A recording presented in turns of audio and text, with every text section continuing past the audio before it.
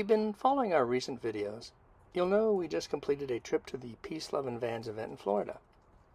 We took the opportunity to visit people in Georgia, as well as see some of the sights along the way.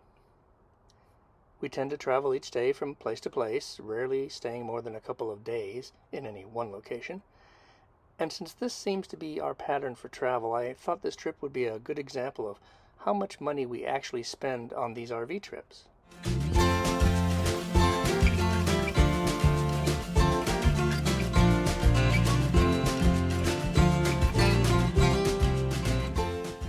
Let's first look at fuel costs. Now be aware, I don't calculate miles per gallon anymore for two significant reasons. I've discovered miles per gallon, or MPG, is highly dependent on how fast you drive in our transit van, even more so than in a car. Even just a few miles faster can decrease MPG significantly, so unless I'm keeping a record of my actual speed, it doesn't really tell me very much.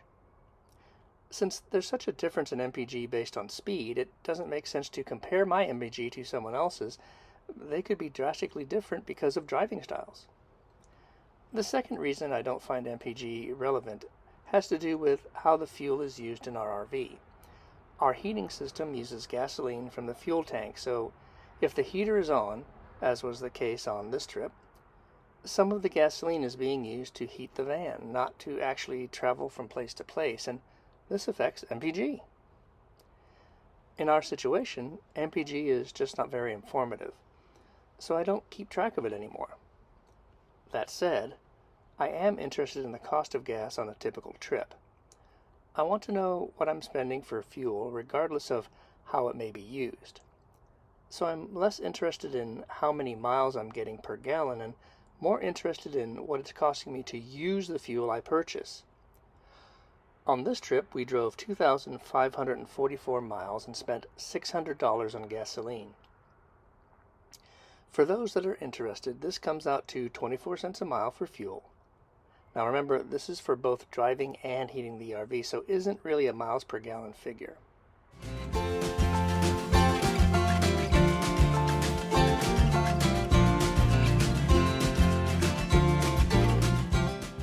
Next up are what I call living expenses, including RV park fees, hotels, and groceries.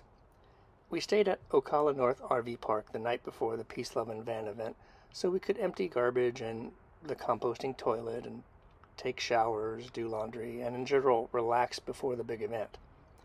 This cost us $85 for the one night. Now, this may seem like a lot, and it is more than the average RV park I've seen, but we also stayed at a hotel one night, and that cost us $129, and that's without washing clothes. Hotels tend to cost us more because they charge a fee for our dog, one of the reasons we got the RV in the first place. I don't count food we pack from our home as expenses, but I do add an extra grocery expense during the trip, and that was $55, so the total cost for living expenses came out to $269.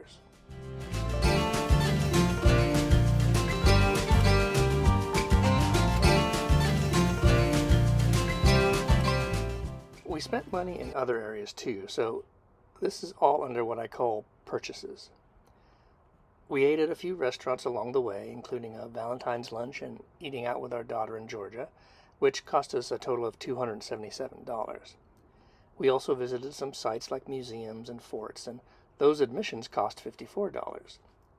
We bought a couple of gifts for people and spent some money for things at the Harvest Host sites we stayed at, totaling $61. We also needed snacks along the way and had a few other miscellaneous expenses coming out to $70, so our total cost came out to $462 for this category.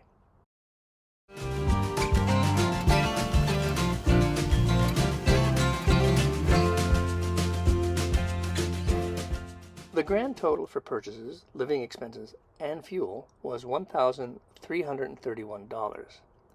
Since we traveled for 13 days, that means our trip came out to about $102.38 for each day of travel.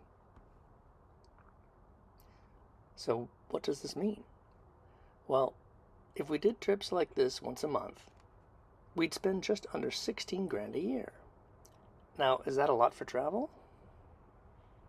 Hard to say. If you don't travel much or are very careful with every penny, it may seem exorbitant. But if we compare that cost to what we spent many years ago traveling to Europe for 15 days, it's a steal. One European trip for 3 cost us around $24,000, including the flight there, food and lodging, admission tickets to museums and events, buses and other travel expenses, and so on. And that was just 15 days out of the entire year. And of course, we couldn't take our dog, so she was in a kennel for all that time, which was part of that big expense. If we had really conserved our expenses, which I'm not really sure is the best idea for such a grand trip, but if we had only spent 2/3 of that cost, that's still 16 grand, which is more than the estimated cost for 12 two-week RV trips in a year. And yes, I get it. It's Europe with all that entails. Old castles, lots of history, visiting foreign lands. Absolutely wonderful, and I'm not dismissing that kind of experience at all. But it is possible to find those kind of experiences closer to home. For instance, traveling to Canada, especially places like Quebec, where French is the main language. That would sure feel like a foreign land to me.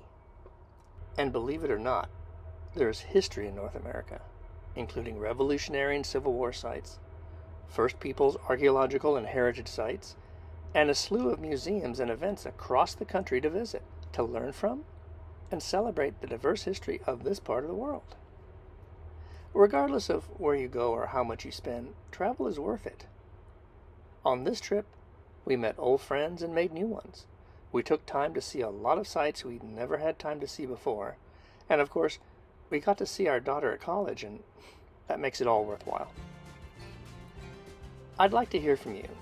What kind of expenses do you have when traveling in your RV? Do you spend what we did? Less? More?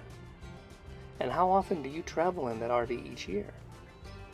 Whatever the answers are, I hope you're taking advantage of the time we have on this earth. It's a once-in-a-lifetime experience. Let me know in the comments, and who knows, maybe we'll be seeing you.